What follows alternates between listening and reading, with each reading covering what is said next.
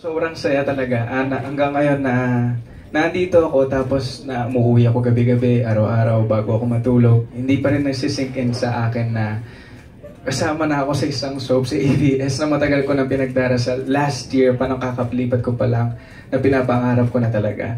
At yung tungkol naman dun sa pa-abs-abs. Siyempre kailangan namin tapatan si Ma. Alam naman natin na sobrang sexy niya. Kailangan kaming mga boys, matapatan namin yon. So, kaya lagi ako nagtatanong sa mga pro na to kung anong tinetake nila. Ano ba supplements mo, bro? Parang ganon. So.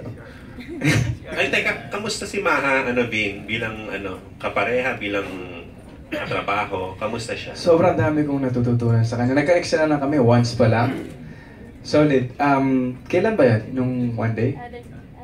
Yeah, other night, last evening na. Sobrang dami kong natutunan at ginulat niya talaga ako ng matindi. Bakit? Hindi ko na-expect lahat ng ginawa niya sa akin. Anong ginawa niya sa'yo? Agaw ka naman yan. My God! Anong ginawa sa'yo? Baka pwede magawa rin niya. Ayoko sabihin niya exact na eksena kasi. Sayang. Yun, magandang napakagandang eksena. Kasi binasa ko yung script so sobrang simple lang. Yung ginawa ni Ma, sinorpresa niya ako na alam ko soon masusurpresa din niya kayong lahat.